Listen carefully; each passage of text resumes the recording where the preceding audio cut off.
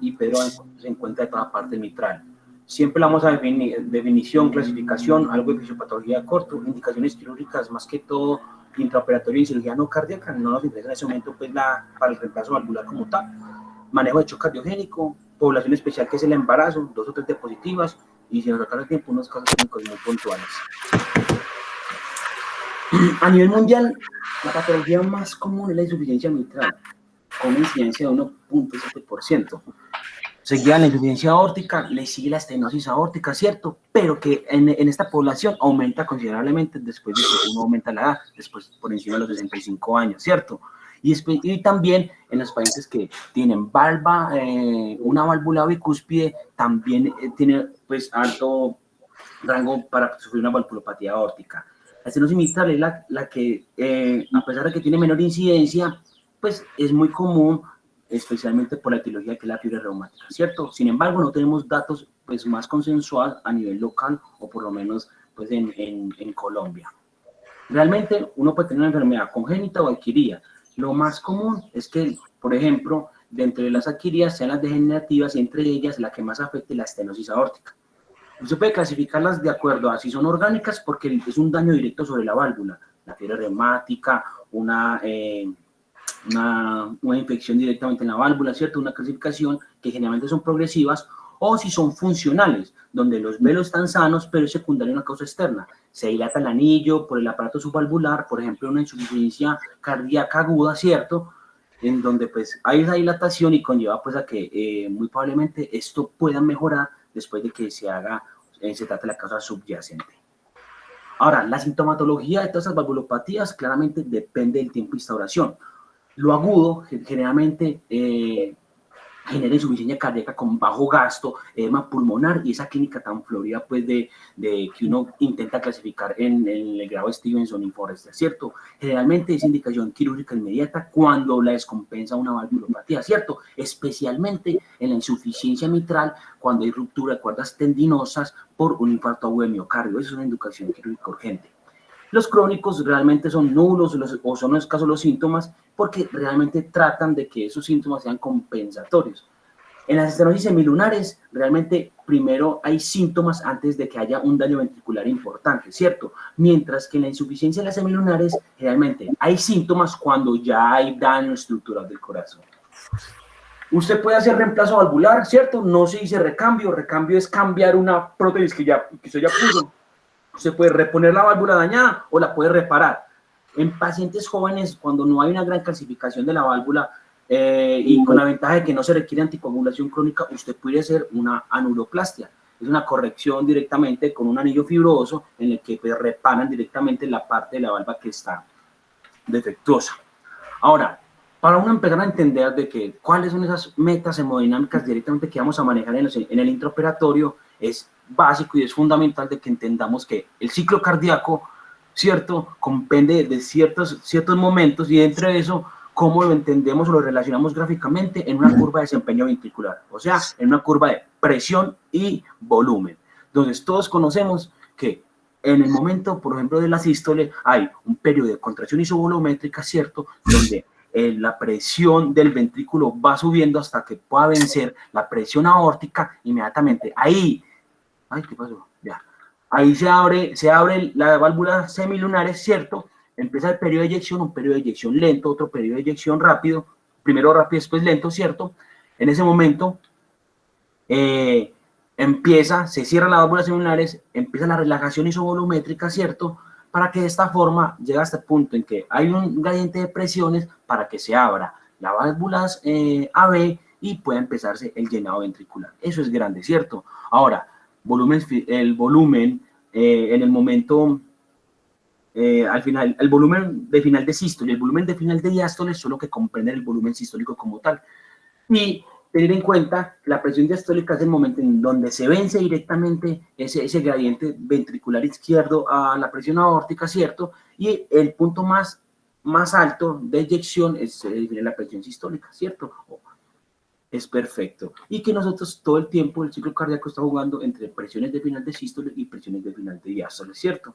Ahora, ¿eso qué nos va a permitir a nosotros realmente tener un espectro más grande de cómo se modifican estas curvas con respecto a si yo tengo una estenosis aórtica, lo más probable es que yo tenga que hacer una presión mucha más alta, ¿cierto? Para vencer del ventrículo como tal, para vencer la presión que tiene pues la aorta, ¿cierto? Por lo que hay que mirar cómo se transforma esta curva de desempeño ventricular, que ya lo vamos a mirar. Pero grande, y un concepto grande es las estenosis como tal, son alteraciones de presiones ventriculares o por lo menos de presiones intracardíacas, mientras que la insuficiencia lidia con alteraciones de volumen intracardíaco. Pregunta, la coronarografía preoperatoria realmente tiene unas indicaciones muy claras. Son la enfermedad coronaria conocida, la sospecha de isquemia miocárdica no estudiada, la disfunción sistólica del ventrículo izquierdo, cualquier factor de riesgo coronario que tengan, pacientes mayores de 40 años, a todos se les manda directamente coronarografía, o las mujeres posmenopáusicas, y si se sospecha que la isquemia sea a causa de insuficiencia mitral grave, ¿cierto? Empecemos con estenosis aórtica. Entonces, uno pudiese tener tres tipos de lesión a nivel de la válvula, ¿cierto? Directamente la estenosis aórtica senil, la calcificada o la idiopática, que es la más común en mayores de 70 años, ¿cierto? La estenosis aórtica congénita, que es por aorta bivalva, ¿cierto? Que es la anomalía congénita mucho más común, y una estenosis aórtica reumática, que casi siempre se asocia a valvulopatía mitral. Ahora, puede ser subvalvular, especialmente en patologías como la miocardiopatía hipertrófica obstructiva o la enfermedad por membranas o rodetes fibrosos, o una estenosis supravalvular que tienen, por ejemplo, en el síndrome de Williams-Bebren, que es un síndrome raro que da pues para una ausencia y se compone pues, de otras alteraciones orgánicas. Pero lo más importante a entender es esto, es que usted tiene una reducción del área valvular, ¿cierto? Usted tiene un hueco fijo, un hueco estenótico, un hueco que no está abriendo bien, ¿cierto? Un hueco que es totalmente fijo. Eso genera una hipertrófica concéntrica del ventrículo izquierdo con el tiempo, ¿cierto? Todo esto por la ley de Laplace. Él, para modificarse directamente, empieza a hacer un engrosamiento de la pared ventricular. Se genera gradiente de presión entre el ventrículo izquierdo y la aorta. Esto lleva a que haya una dilatación auricular, ¿cierto? Y esto puede llevar a hipertensión pulmonar por flujo retrógrado, claramente reducción de la fracción de eyucción, ¿cierto? Por ese aumento de la poscarga, hay disfunción sistólica, baja el gasto cardíaco, que en ese momento puede desaparecer el soplo y bajar el gradiente del ventrículo aórtico, ¿cierto? Claramente, pues, por lo que conocemos como estenosis con bajo gasto, y eso usualmente es como la fisiopatología grande, ¿cierto? Ahora, ¿qué espera uno encontrar una curva de desempeño ventricular? Realmente es eso, es ese aumento grande, progresivo de las presiones ventriculares izquierdas para poder vencer una resistencia grande que le está poniendo, ¿qué? La válvula. Entonces uno encuentra una poscarga, que es toda esta parte de aquí, lo que tiene que vencer, ¿cierto? Para poder abrir, pasar todo el flujo de sangre hacia circulación sistémica. Listo, es lo normal que uno encuentra. Ahora, la fisiopatología, y por lo menos la clínica como tal, es la triadas, ¿cierto? Angina, síncope, disnea. La angina especialmente se da por angina de esfuerzo. Uno nota que esos pacientes usualmente pues, generan síntomas con cualquier esfuerzo o reto de ejercicio. Se debe al incremento del consumo de oxígeno del miocardio hipertrófico y la compresión coronaria, claro, de esa hipertrofia que se va generando concéntrica. 50% de enfermedad aterosclerótica significativa que contribuye a la angina. Entonces, no olvidemos que esos pacientes son mayores, son comórbidos, lo que puede pues, favorecer a que haya mayor angina y enfermedad coronaria. El síncope realmente se ha explicado por la incapacidad de aumentar el gasto cardíaco durante el ejercicio. Y usualmente es explicado por una hipoperfusión de la corteza pues, cerebral. Y la disnea es por cuando en fases avanzadas empieza a haber ya elevación de las presiones de llenado, flujo retrógrado y ya pues, se puede dar edema de pulmón. Ahora, la definición de estenosis aórtica severa como tal, que es la que más nos compete a nosotros para el manejo en el manejo intraoperatorio de cirugía no cardíaca, es que se tenga en cuenta que el área valvular menor a 0.6 centímetros de metro cuadrado, o sea, área valvular indexada, o menos de 1 centímetro de metro cuadrado, ¿cierto? Como tal, en adultos promedios. El gradiente ventriculo-aorta debe ser mayor de 40 milímetros de mercurio, ¿cierto? Y la velocidad pico debe ser mayor de 4 metros segundo. Entonces, 1,44, uno se lo aprende siempre así y es como lo que lo preguntan casi siempre en complicaciones o en otras actividades. Pero tenga en cuenta algo, cuando el paciente tiene una fracción de eyección menor del 40%, ¿cierto? El área es pequeña, pero el gradiente no es alto, uno tiene dos opciones, que uno tiene una estenosis severa por el gasto cardíaco, que no es suficiente para generar un gradiente alto, ¿cierto? O usted tiene una pseudoestenosis severa, por lo que su ventrículo baja la FEBI, pero no es capaz de abrir la válvula como tal. Y esos pacientes deben ir a un reto, a una valoración, ¿cierto? Entonces se benefician de una ecografía de estrés con dobutamina para mirar si cambia el área valvular. Si el área valvular permanece menor de 1 y el gradiente se aumenta a más de 40 milímetros de mercurio, definitivamente se está ante una estenosis verdadera. Pero si por lo contrario el área aumenta y se aumenta con el área aumenta normalmente con la dobutamina, entonces quiere decir que se estaba ante una pseudoestenosis severa y realmente lo que pasaba era que había un bajo gasto, ¿cierto? O sea, por la fracción de eyección disminuida. Esto es lo que define la guía americana directamente con valores ya más específicos, ¿cierto? A mí me parece que uno aprende que leve, moderado, cuántos son los severos, uno usualmente se prende los extremos, cuánto es lo normal y realmente cuánto es lo severo, ¿cierto? Es con lo que hay que quedarse directamente.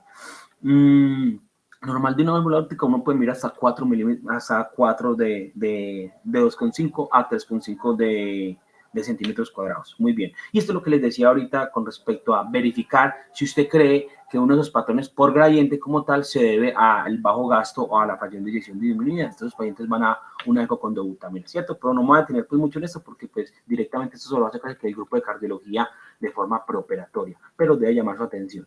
Entonces, ya sabemos cómo es una estenosis de aórtica de gradiente alto.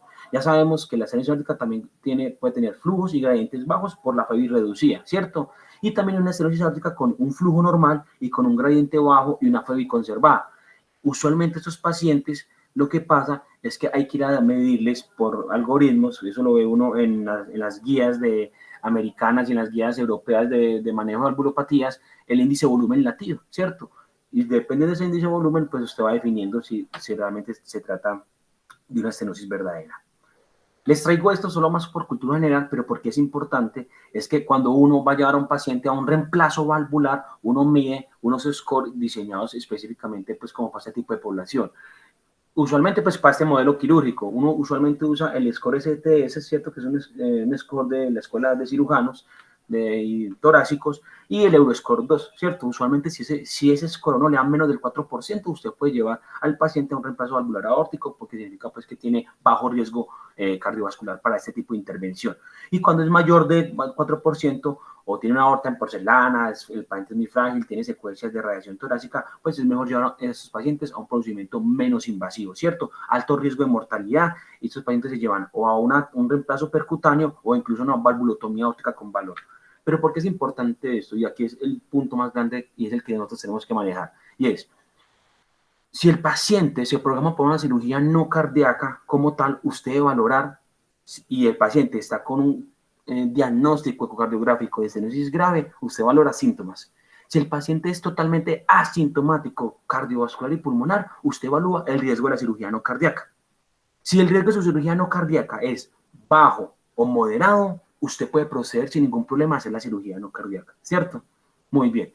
Si el riesgo de la cirugía no cardíaca es alto, ¿cierto? Entonces usted debe valorar el riesgo del paciente para el reemplazo valvular aórtico. Si el riesgo es alto, la cirugía no cardíaca con monitorización estricta. Pero si el riesgo es bajo, usted puede llevar al paciente a un reemplazo de válvula antes de la cirugía no cardíaca. ¿Listo? Y esto es importante conocerlo. Si el paciente sí tiene síntomas, porque el que le desencadena totalmente la estenosis aórtica, ese paciente usted le calcula el riesgo que tiene ese paciente para llevarse a el procedimiento de reemplazo valvular. Si ese tiene un alto riesgo, lleva al paciente a reparación de válvula aorta antes de la cirugía no cardíaca, ¿cierto? Pero si él sigue siendo alto para el reemplazo de válvula aórtica, usualmente esos pacientes van para cirugía no cardíaca con monitorización estricta previo valvulotomía o previo o TAVI, ¿cierto? Es como que usualmente lo que se maneja pues con estos pacientes, ¿cierto? Depende pues, y obviamente esto de manejar valvuloplastia o TAVI, eso depende de la esperanza de vida. Son procedimientos muy costosos, son procedimientos que no se le da a todo el mundo y usualmente pues estos pacientes, usted le hace la valvuloplastia o hace la dilatación con balón, se lleva pues por la fractura de cadera, pues si son de muy alto riesgo, pues tiene que operarlo, pero usualmente pues esos pacientes son muy delicados, son críticamente enfermos y realmente pues eso entra a un grupo multidisciplinario para mirar si es justo llevar al paciente a este tipo de procedimientos previo a la cirugía no cardíaca. Y la estimación de riesgo quirúrgico ustedes la conocen completamente, la que nosotros nos basamos con las guías europeas para saber si es de menor riesgo, de riesgo intermedio o de riesgo pues alto. Listo. Entonces, estenosis aórtica, y esto debe ir quedándose sedimentado, es que técnica anestésica, general versus neuroeje. Entonces, hoy vamos a quitar el mito de que la anestesia raquídea está proscrita en estenosis aórtica. Es verdad, claramente, como todo en medicina, pues eso depende de la condición clínica del paciente, depende de la severidad de la valvulopatía, depende del tipo de cirugía, del mocho de cirujano, del tiempo de la cirugía, del manejo del dolor que usted quiera hacer. Esto lo dice un profesor y lo dice el doctor Alex García, es que entre más enfermo esté el paciente, la anestesia general más está indicada en ese paciente porque me permite controlar mejor mis metas hemodinámicas. De alguna otra forma, pues usted se va con todo el equipo de asa básica, indispensable en la línea arterial y pues idealmente despierto, ¿cierto? Para evitar disminuciones abruptas, como ya vamos a ver con respecto a la poscarga, ¿cierto? Por eso es que le tienen tanto miedo a la técnica del neuroeje. El neuroeje, por ser una técnica de simpatectomía, de esa vasodilatación, de esa disminución de la respuesta vascular sistémica, una estenosis aórtica peleando, ¿cierto?, contra una resistencia vascular disminuida, eso ayuda a que disminuya mucho más el gasto cardíaco y claramente a que no haya tanta perfusión diastólica y conlleve esto a ¿qué? A isquemia miocárdica, claramente por pobre flujo a nivel de las coronarias. ¿Listo? Por eso, dentro de las metas grandes de independiente de la técnica anestésica es que esos pacientes deben tener una poscarga o una resistencia vascular sistémica normal a alta. ¿Listo? El Swan-Ganz puede producir arritmias, realmente tiene unas indicaciones muy precisas. Ustedes saben que cada vez estoy pues caído más en desuso. En Siga el profe nos sacará un poquito más si él encuentra pues como ha visto que esto lo manejan mucho más, por lo menos a nivel posoperatorio, en hipertensión pulmonar severa, en pacientes con choque mixto que usted quiere diferenciar y guiar metas, pues usualmente es donde sí tendría como más cabida. Pero realmente pues la monitoría con ecocardio transesofágica sería como la mejor para ir usted guiando la visibilidad, ir viendo de la motilidad de la pared miocárdica, ¿cierto? Evite las fluctuaciones bruscas en los signos vitales, no use ningún medicamento con efecto inotrópico o cronotrópico negativo y evite cualquier rango que dé taquicardia, ¿cierto? Entonces, ¿cuáles son las metas con esos pacientes? Siempre, casi en todas las valvulopatías, mantenga precarga, ¿cierto? El paciente es indispensable que siempre está con una precarga entre normal y alta. Frecuencia cardíaca baja, ¿cierto? Para garantizar de que haya buen llenado ventricular. Contractilidad mantener constante, resistencia vascular sistémica alta, listo, alta, y la resistencia vascular pulmonar mantener constante, listo, y Kaplan lo vuelve y lo resume así: mantener la precarga, mantenga el ritmo sinusal, mantener o aumentar la poscarga, evite la depresión miocárdica y evite la taquicardia, la hipotensión y situaciones que requieran aumento de la demanda de oxígeno. El manejo de shock cardiogénico, la estenosis aórtica debe quedar con el concepto de que es una patología totalmente dependiente de poscarga, listo, por lo que al ser dependiente de poscarga o en shock cardiogénico, su línea o su terapéutica debe ir guiada hacia ¿qué? Hacia el manejo con vasopresores, especialmente con alfa-agonistas, ¿cierto? Por lo que ahí entra la fenilefrina, y entra pues también la norepinefrina y claramente pues la vasopresina. Es importante pues tener eso y ojalá usted pueda tener una guía con ecocardio o con un catéter de arteria pulmonar. Y les quiero hacer un ejemplo con las curvas de desempeño pulmonar. Entonces, este es un paciente con un gasto cardíaco aparentemente normal, ¿cierto? Tiene todas sus partes del ciclo cardíaco como lo muestra la figura. Aquí tenemos un paciente con una estenosis aórtica grave, ¿cierto? Con área valvular de 0.71 y un gradiente voladísimo, ¿cierto? O sea, tiene una estenosis casi que crítica. Entonces, se ve cómo aumentan todas esas presiones, especialmente en las contracciones isovolumétricas y todas esas presiones al final de la sístole, especialmente. Muy bien. Listo, hay un gran aumento en el trabajo ventricular. No se les olvide que el trabajo ventricular realmente es todo el área bajo la curva de lo que se hace en el ciclo cardíaco. Listo, y un gran aumento de la presión al final de la sístole como tal, ¿cierto? Y no hay cambios específicos en presiones al final de la diástole. Por eso, no hay un aumento considerable del gasto cardíaco, ¿cierto? Porque ya vimos que la fracción de eyección y ese gasto cardíaco están determinados por al final de esas dos, la final de la sístole y el final de la diástole. Muy bien, entonces no hay ningún cambio en el gasto cardíaco ni el volumen de eyección. ¿Listo? Gasto cardíaco fijo. Ahora, pongamos a un paciente con estenosis aórtica grave con una frecuencia de 40. Listo, vemos al paciente ahí normalmente que garantiza. Pero si yo a este paciente le aumento la frecuencia cardíaca hasta 120, disminuyo las tasas de llenado del ventrículo izquierdo como tal, y mire qué empieza a pasar. Empiezo a cortar esta curva de desempeño ventricular y claramente hay ¿qué? Una disminución del gasto cardíaco. Entonces hay aumento en la poscarga con disminución del trabajo cardíaco, pero ¿a costa de qué? Disminución en el gasto. Y claramente explicado por todo lo que es el sacrificio del llenado diastónico. Hagamos otro ejercicio. Este ejercicio se aplica severa con precarga baja, ¿cierto? La meta es precarga normal alta, ¿cierto? Si usted al paciente le pone líquido, ¿cierto? Y lo está monitorizando con respuesta a líquidos, mire cómo aumenta considerablemente el paciente con aumento del gasto cardíaco. ¿Listo? Vale. Y, ¿aló? Ya tomó el ibuprofeno. Pero ya terminó. El ibuprofeno. El ibuprofeno, yo creo.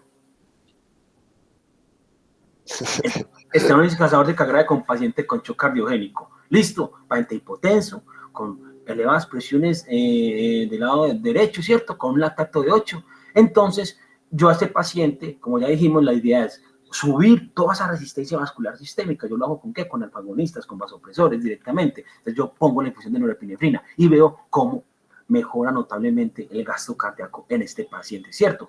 La estenosis aórtica es un estado dependiente de poscarga y lo que debe quedar importante en esta charla, ¿cierto? Por eso ninguna técnica anestésica está totalmente proscrita en la estenosis aórtica. Si usted tiene metas semánticas claras, si yo pongo una técnica del neuroeje, pues yo lo que tengo que hacer es mantener la norepinefrina o la adrenalina o la fenilefrina a la mano para mantener siempre presiones por lo menos mínimos sistólicas, pues para garantizar sistólicas y diastólicas de literatura pues que manejamos en objetivos hemodinámicos.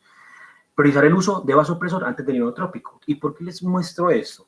Porque miren, en este caso, por ejemplo, en verde, un paciente con shock cardiogénico, ¿cierto? Pero que usted, pensando que debe mantener, porque el paciente está hipotenso, maluco, en inotropía por el aparato valvular, usted empieza dobutamina, ¿cierto? Y mire que no tiene una...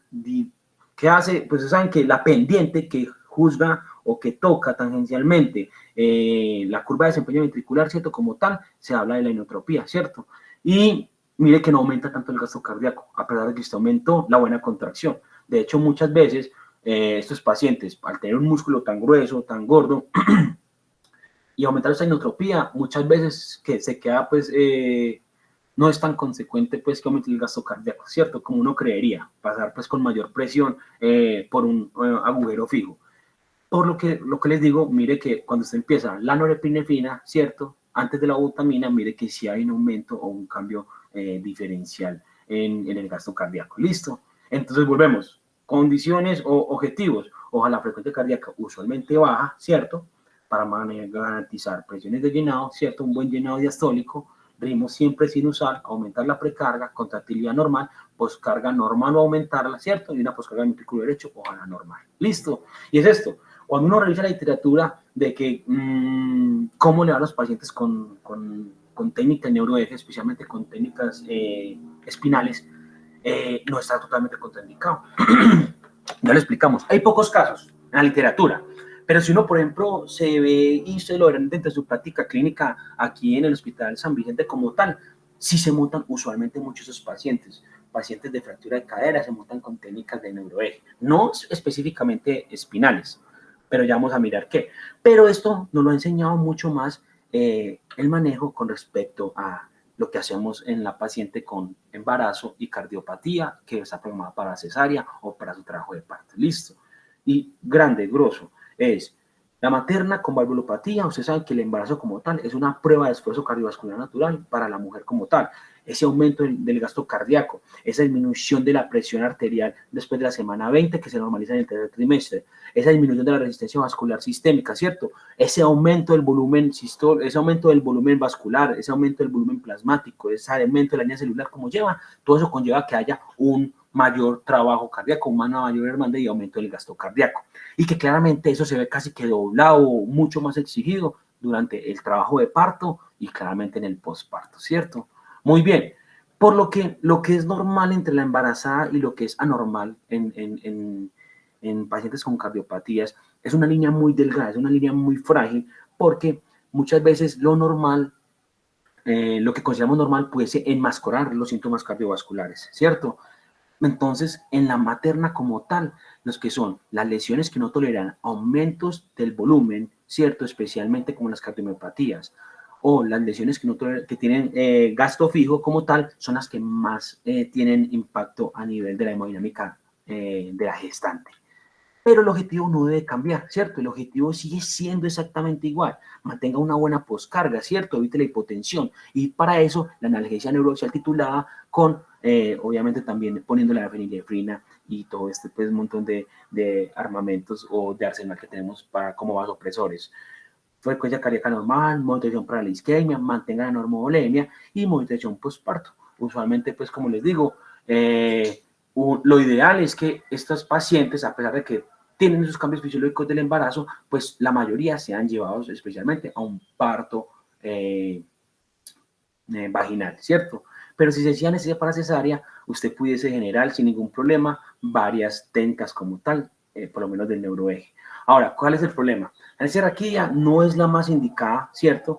De punción única con dosis que manejamos de 10 miligramos para arriba, porque esto generalmente pues hace que haya un aumento muy brusco, una disminución muy brusca de la resistencia vascular sistémica y por ende pues caiga esa poscarga que necesitamos mantener entre normal y alta.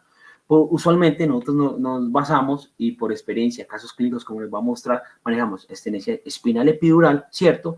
Que es exactamente como lo ven en su práctica, es funcionar directamente pues el espacio subaranoideo, ¿cierto? Se pone una dosis muy baja y luego se va subiendo dermatómicamente con la epidural, ¿cierto? Usualmente hay dos técnicas grandes, está la secuencial, que es de dosis bajas, ir subiendo, y está la que es expansión por volumen epidural, y es usted pone un poquito de anestesia subaranoidea y luego con salino a través de la epidural va subiendo el nivel, ¿cierto? Como les digo, pues eso queda más como, están las técnicas descritas y queda más como pues del anestesiólogo pues elegir con cuál ha ido mejor, listo. Está la espinal continua, que usualmente si usted en una epidural rompió la dura, usted debería de pasar el catéter y puede manejar la espinal continua sin ningún problema, ¿cierto? Pero usualmente ya vamos a mirar como a qué técnica o con qué dosis usualmente se puede manejar a esas pacientes, y la epidural bien titulada. Usualmente lo que más programan ellos con epidural y la que más montan, por ejemplo, en el Hospital Universitario de San Vicente, es que hacen la epidural, pero ponen la epidural con una infusión más o menos a 30 minutos. Entonces, en una bomba perfusora más o menos, ponen una jeringa de 20 centímetros, ponen 10 de lidocaína y 10 de bupivacaína, ponen el catéter epidural como tal y se apagan a 30 minutos ese volumen. No es lo que, pues, como que es lo diferente a lo que usamos nosotros en pasar el volumen rápido. Y usualmente eso les garantiza tener mucha mayor estabilidad hemodinámica. Y eso lo muestran la evidencia como tal. De esto solo hay reporte de casos. De esto no es una cosa pues, que haya mucho en la literatura. Utilizar epiedra anestésica, ¿cierto? Como les digo, alicuotas de lidocaína o por infusión muy lento hasta lograr bloqueos nerviosos, usualmente a los pacientes les va muy bien. Hemodinámicamente no hay tantos cambios cuando se compara antes de la anestesia, durante el parto y después del parto, ¿cierto? Usualmente les va muy bien. Si usted pone, por ejemplo, la técnica espinal epidural, ¿cierto? Usted pone intratecal 4, 5 miligramos de bupivacaína, ¿cierto? Pone fentanil y después se va subiendo con epidural como tal para hasta lograr el nivel reumatólogo que usted quiere llegar de 6 a nivel de la cesárea. Esos pacientes usualmente les va demasiadamente conforme al componente pues, hemodinámico. No se les cae tanto la resistencia vascular sistémica y no hay esa respuesta tan pronunciada con respecto a la vasodilatación que se genera. O poner el catéter espinal directamente, ¿cierto? Poner bupivacaína hiperbárica desde 1.25 hasta 2,5 miligramos cada 3 minutos hasta lograr el nivel sensitivo como tal.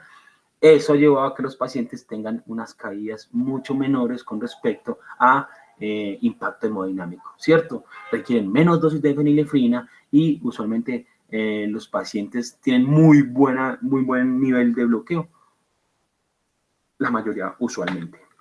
Entonces no está proscrita el llamado a una técnica titulada con control estricto de sus metas hemodinámicas. Listo. Insuficiencia aórtica, esta es mucho más rápido y esta pues yo creo que no lidiamos más fácil, no le tememos tanto como a la estenosis aórtica. Usualmente es puede ser por valvular o por dilatación del anillo, ¿cierto? Aguda y de endocarditis infecciosa o crónica por fiebre reumática o degenerativa. Y cuando es por dilatación del anillo, pues ya sea por disección de la misma aorta o por una enfermedad del colágeno. Entonces, ¿qué pasa? Dilatación de hay una insuficiencia, o sea, la válvula no cierra bien, o sea, la válvula va a dejar de devolver sangre, por lo que pasa que se regurgita y va a aumentar el volumen del ventrículo izquierdo, ¿cierto? Eso lleva a que haya un mecanismo de compensación, se empieza a dilatar de forma excéntrica el ventrículo, aumenta su precarga y se mantiene el gasto cardíaco por ley de Frank-Starling hasta etapas avanzadas. Cuando llega a una etapa muy crítica, cuando ese ventrículo ya se ha remodelado mucho, cuando ya la ley de Laplace, esa tensión ventricular, ese aumento del grosor, llega hasta un punto de máxima compensación, con el tiempo se empieza a disminuir el gasto cardíaco. Y cuando es aguda, se eleva la presión considerablemente, hay disfunción diastólica ventricular, aumentan esas presiones de llenado y esto lleva a que se siga habiendo un flujo regurgitante, haga edema pulmonar y disminución del gasto cardíaco también. Por lo que uno encuentra en las curvas de desempeño, uno encuentra que los volúmenes al final de la diástole son mucho mayores y por ende también va aumentando la presión, no tanto, miren como no es tanto el aumento de la presión, pero sí del volumen telediastólico. Usualmente estos pacientes tienen dolor torácico, secundaria taquicardia y latidos hiperdinamicos contra la pared torácica, toleran aumentos en la demanda, pues la taquicardia y la reducción de la resistencia vascular pulmonar disminuyen el volumen de regurgitación. Entonces miren que de alguna otra forma en insuficiencia aórtica nos conviene tener más disminución de la poscarga, porque entre yo más tengo disminución de la poscarga, ese flujo regurgitante ya no va a haber tanto, ¿cierto? Entonces la idea es mantener resistencias vasculares periféricas o sistémicas bajas, ¿cierto? Para que haya dentro de ese gradiente de dirección, sea del ventrículo hacia la parte sistémica. La sistólica aumentada por el aumento de la precarga, inicialmente, ya después la diastólica caída por el volumen que regurgita y la presión del pulso es totalmente aumentada o divergente. Uno puede encontrar tres tipos de insuficiencia aórtica, la secundaria de dilatación de la raíz aórtica, la del prolapso de cúspides o la que tiene retracción con calidad deficiente del tejido valvular, ¿cierto? Ahora, ¿cómo se define insuficiencia aórtica grave? Esta pues usualmente no es que uno maneje mucho como estos conceptos, pero usualmente, grosso modo, es que el orificio regurgitante sea mayor o igual a 0.3 centímetros cuadrados, más o menos, ¿cierto? Y especialmente que tenga una vena contracta mayor de 6 milímetros, con una fracción de regurgitación más del 50%. Usualmente, si usted está valorando que el paciente tiene insuficiencia aórtica, como ya les dije, como una de las cosas puede ser la dilatación de la aorta, usted debería de medir siempre cuánto mide, por lo menos, todo lo que es la aorta ascendente, desde la región tubular, los senos de Valsalva y después toda la parte ascendente de la aorta.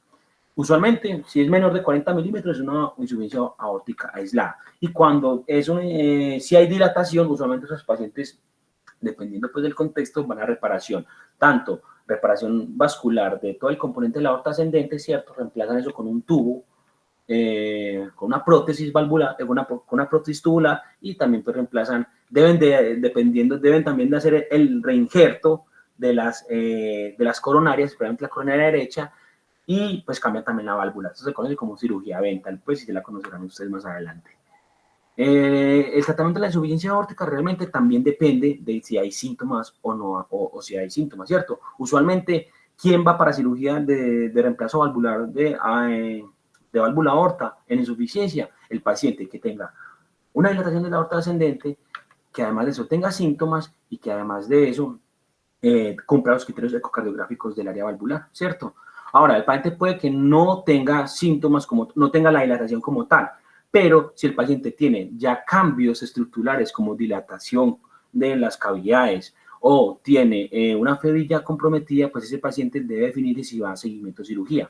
Pero lo más importante para nosotros es que con seguridad usted puede realizar pacientes con insuficiencia aórtica si el paciente está asintomático y tiene muy buena función del ventrículo izquierdo, ¿cierto? Usted a ese paciente sin ningún problema lo puede montar para cualquier tipo de cirugía.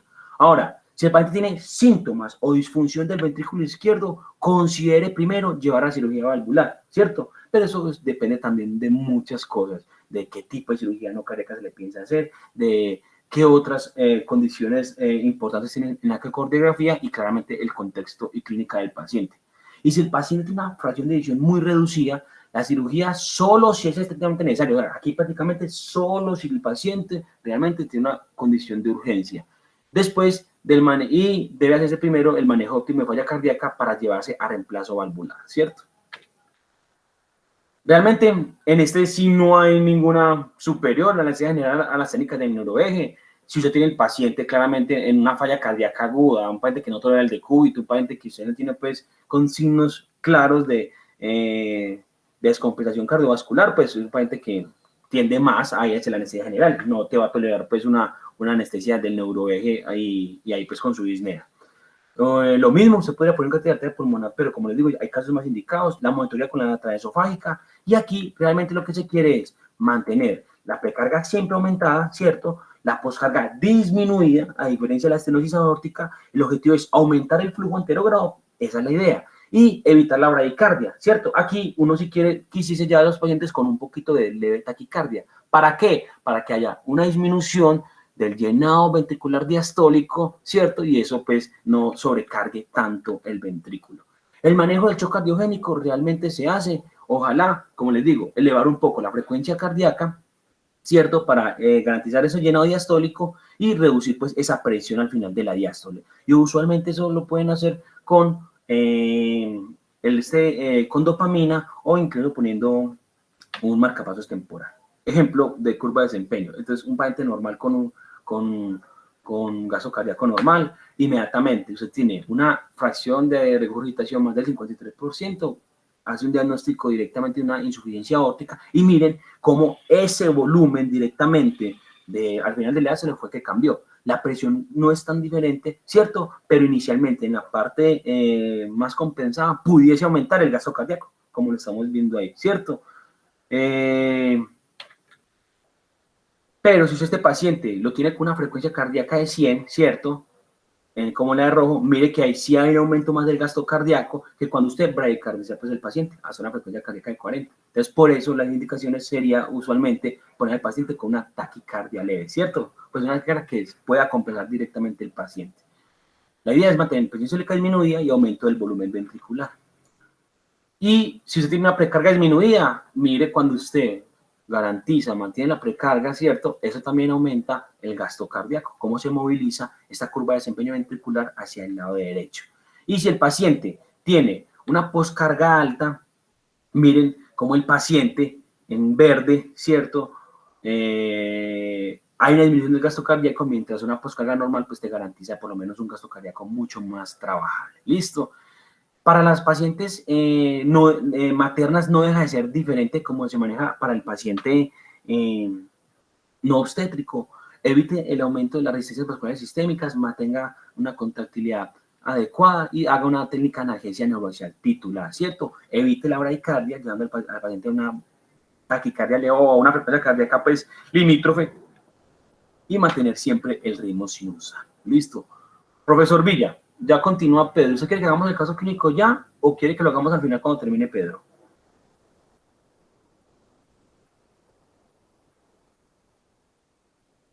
Hagámoslo ya para darle continuidad a la grabación. Listo, profesor. Entonces, este ya es un caso clínico mucho más abierto. Queremos que participen todos con respecto a lo que consideran, lo que hemos ya mencionado. Ya es algo más que podamos discutir y poner a colación como todos esos conceptos. Es una señora de 78 años con una antecedente de hipertensión, diabética y lipidemia. Esa señora sufre una caída de su propia altura por un episodio cercano al síncope, con trauma en cadera derecha. Ella ingresa a un hospital de tercer nivel y se diagnostica una fractura intertrocantérica cadera, ¿cierto? Y el ortopedista la ve y la programa para osteoartritis de cadera. Tiene muy buenos signos vitales, al examen físico se encuentra un soplo sistólico grado 3, 4, más o menos en focos de la base, y todo el examen físico normal y lo único pues negativo lo relacionado con la fractura de la cadera. Listo. Usted le hace un electrocardiograma que muestra un ritmo sinusal, signos de hipertrofia ventricular izquierda y toma unos paraclínicos que aparentemente se ven normales. Entonces empecemos. ¿Quiere saber algo más y quiere ordenar otro paraclínico o ayuda diagnóstica que lo pueda soportar para definir si este paciente a qué cirugía va primero o lo puedo montar a la cirugía no cardíaca sin ningún problema? ¿Hay algún hallazgo físico en el examen físico que le llame la atención o a la clínica? Empecemos, profe.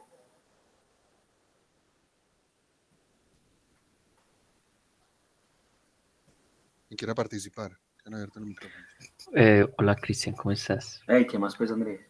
Yo le preguntaría a la paciente qué otros síntomas ha tenido o qué síntomas ha tenido relacionados con dificultad para respirar, si ha tenido dolor de pecho o si estos episodios de síncope le habían pasado antes.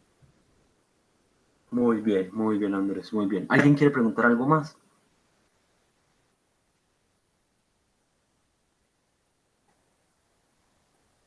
Andrés quiere averiguar sobre cómo su clase funcional, sobre realmente interrogar más sobre el síncope, cómo fue este evento cercano al síncope, ¿cierto? Y más o menos, pues, qué otros síntomas pueden indicar de una descompensación cardiovascular. ¿Alguien preguntaría algo más?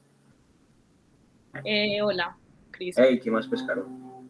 Bueno, pues no sé si Andrés preguntó sobre los episodios de angina, pues si la paciente ha tenido episodios de angina.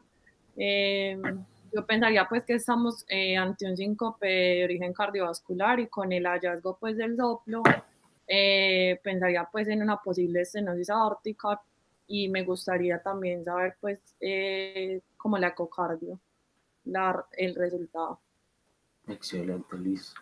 Entonces, bueno, vámonos. Entonces, mire, esta paciente se interroga, la ve el grupo de cardiología.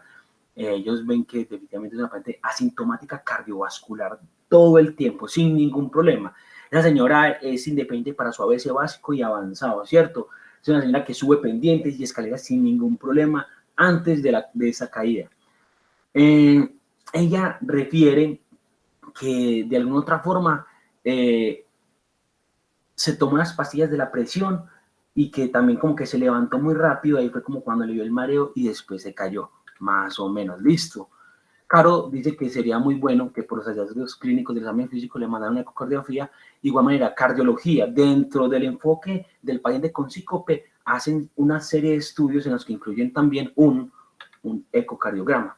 El ecocardiograma muestra que tiene un ventrículo izquierdo levemente dilatado, que tiene el grosor de la pared aumentado en forma septal, sin trastornos de la contractilidad segmentaria. Tiene fracción de expulsión del 55%, que un ventrículo derecho totalmente normal, sin ningún problema, y que todas las válvulas están normales, menos la aórtica estrivalva, y tiene una estenosis de 0.7 centímetros cuadrados con un gradiente medio de 50 y una velocidad pico de 5.5. Listo. Ahora la podemos programar para la cirugía sin ningún problema, o hay que interconsultar a otra persona, o con este hallazgo es mejor que la monte anestesiología cardiovascular. Si usted desea llevarla, ¿cómo sería su monitoría? ¿Cuáles serían sus metas hemodinámicas? ¿Y cuál es su técnica anestésica?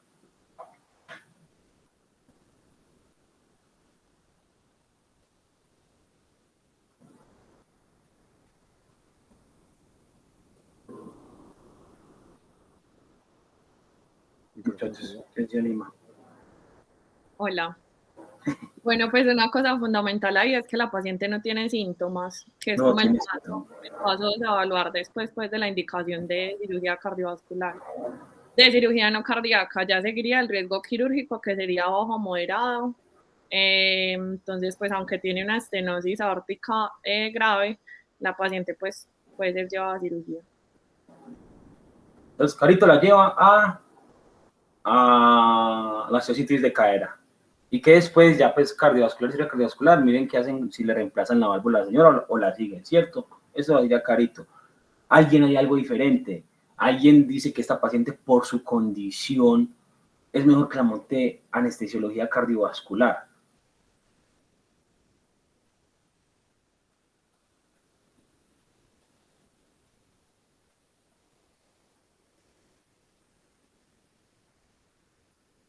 Bueno, entonces alguien quisiera decirme cómo la va a monitorizar para la cirugía que le va a montar Caro. Oli. Oli. Bueno, pero esperen, es que yo creo que ella tiene una condición cardíaca activa porque es una insuficiencia valvular severa que le está dando síntomas. Entonces yo pienso que sí deberíamos interconsultar la anestesia cardio.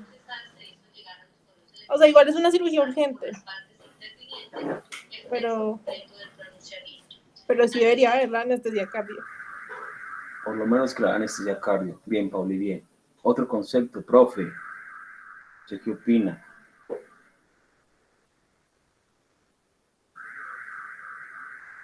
porque con esta paciente queda mucho la duda de que realmente entonces si ese evento cercano pues sí es directamente relacionado con su condición aórtica, aunque ya es muy clara y muy precisa en decir que era asintomática antes del evento. Sí, pero aquí también hay que tener en cuenta la urgencia de la cirugía. Eso, profe. O sea, si usted suponiendo que tengan el recurso, mientras usted interconsulta, el anestesiólogo cardiovascular va, la evalúa, la programa, la paciente hizo una trombosis venosa profunda, embolismo pulmonar y se murió. O hizo una neumonía y se complicó y ya no la pueden operar. Entonces, este tipo de procedimientos son urgentes. Una fractura de cadera, hay que operarla lo más pronto posible. Obviamente, pues llevándola a las mejores condiciones para que no vaya a tener complicaciones intraoperatorias, pero el manejo está dentro del alcance nuestro. Eso sí, cuidados posoperatorios en cuidados especiales o intensivos. Excelente. Uno de los R1, entonces, ¿cuáles serían las metas hemodinámicas para manejar con este paciente? Para recordar, para agilizar el ejercicio, ¿cuáles serían las metas grandes en una paciente que va llevado para cirugía no cardíaca con una estenosis aórtica? ¿Qué hay que evitar, qué hay que mantener? Lo más importante en estos tipos de pacientes con estenosis aórtica es evitar la taquicardia y la hipotensión a toda costa, o sea, mantener lo más estable posibles, porque sabemos que si ellos hacen taquicardia o hipotensión, los desenlaces van a ser peores, así como tener cuidado o tener presente que no se presenten condiciones que aumenten el consumo miocárdico de oxígeno. Y ya con respecto a la precarga, como dijimos ahorita, pues como en las preguntas y en lo que dijo Cristian, la precarga se debe mantener o incluso un poquito elevada, al igual que la poscarga. Listo, excelente. Profe, algo más, añadimos algo más. Damos paso a mitral. No, avancemos. Avancemos. Pepe.